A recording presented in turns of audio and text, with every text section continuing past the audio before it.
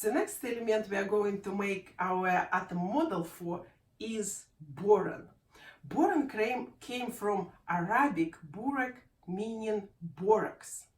Boron is never found in its pure form in nature, and one of the most common minerals is borax, which its primary use is in glass and detergent manufacture.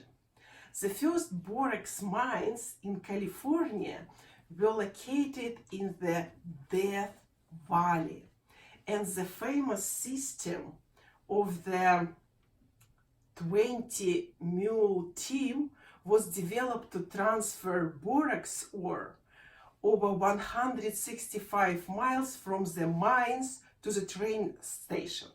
And also the system existed only for 6 years, from 1883 to 1889. They made an enduring impression on the Old West. Well, and most definitely they made an enduring impression on me. Well, something about the Death Valley. It's probably its open, clear space, lots of it. I remember taking a picture of a straight line road with no cars on it on Friday evening. And on that Friday evening, the Death Valley Ranger was telling us a story about this 20 mule team, and it was fascinating. One-way trip took about 10 days. No single house along the road, temperature reaching 45 degrees in Celsius or over 100 degrees in Fahrenheit. 2 loaded wagons held 25 tons of borax ore, plus trailer tank wagons that carried 1,200 gallons of water. The rear wheel is 7 feet high, the front 5. I don't know how much you can see on this picture, but this is the Ranger, and right behind him is that 7 feet high wheel. Well, but it wasn't the numbers that what really impressed me. What truly was impressive is the team of 20 animals and just 2 human beings.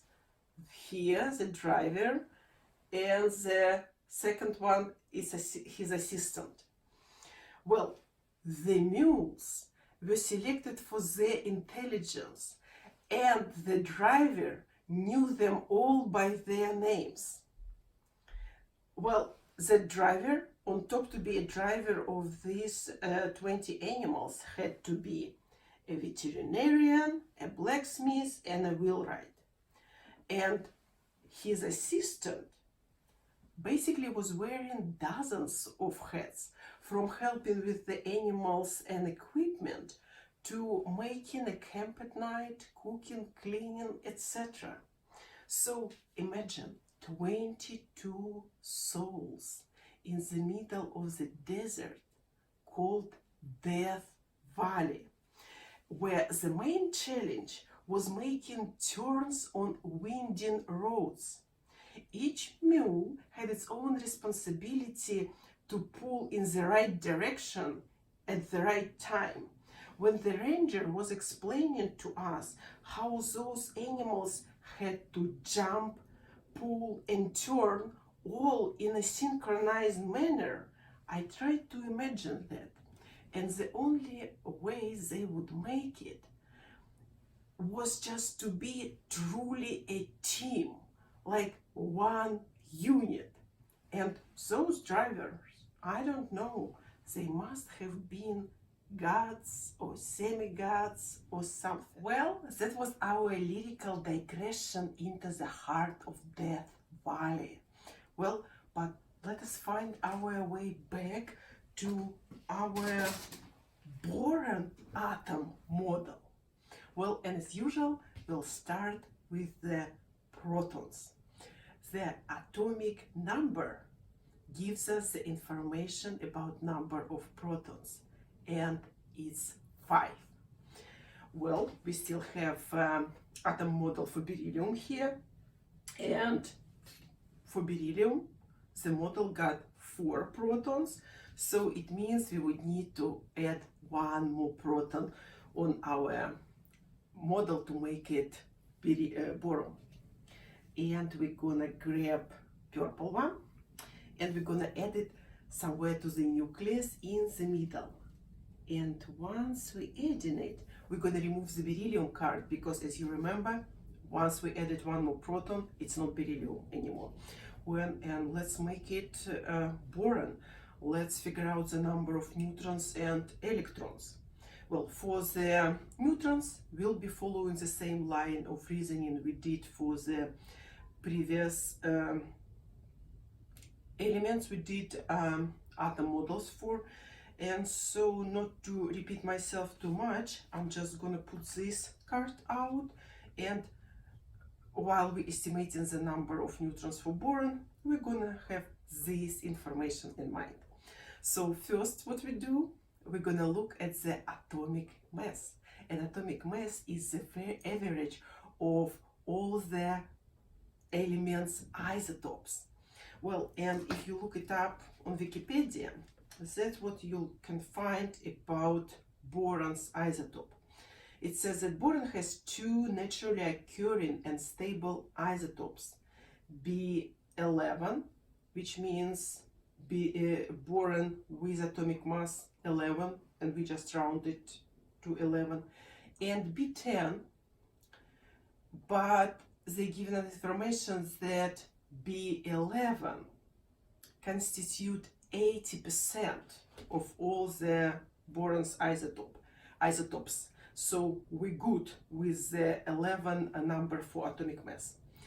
And again, knowing the number of protons, having this information in mind, if we subtract 5 protons for our atomic mass, we'll get 6 neutrons, because 11 minus 5 is 6. Well, and as we remember, for beryllium, we already have 5 here, so we would need to add 1 more, and also somewhere in the nucleus, somewhere in the middle. Well, we're almost there. What about electrons? Well, for an atom to be an atom, it should be neutral, which means it should have 5 electrons, equals to the number of protons. Well, we got only 4 from beryllium, so we're gonna add 1 more, and we're gonna add it to the second electron shell. Well, alrighty, now we're good. We can put our boron card up for our atom model. And one last thing, our favorite electron configuration formula. And it's getting longer. Well, if you remember, for the beryllium, our previous one, that was the beryllium formula, and this was the helium formula, which was end of the first period, and where we learned that the first electron shell can only have 2 electrons, so it's full. The first electron shell was full on helium, and then we started adding electrons on our second electron shell. We added first for lithium, then we added second on the second electron shell. Now we're talking about second, and then we just added third electron on our second electron shell for boron. So, well, if you were following us with making models for the previous electrons, well, you should understand that and the helium. So, and the only difference between the beryllium electron configuration formula and boron is this part. So let us see how they come up with it. So we have 2p1. Well, we did add 1 electron on the second electron shell. We just did. What about this P? That's a new letter. And as you remember, while we were making atom model for hydrogen, we also introduced the concept of orbitals. And we introduced S orbital and P orbital. Well, in 2 words, S orbital is spherical shape, and P orbital got dumbbell shape. And so what this formula tells us, this electron we just added to our second electron shell exists in P orbital, somewhere in the dumbbell shape. So, alrighty, voila. So, if that electron configuration formula makes sense to you, and it's probably does if you were following us with all the previous elements, then you can say voila and be considered done with the Boron Atom Model.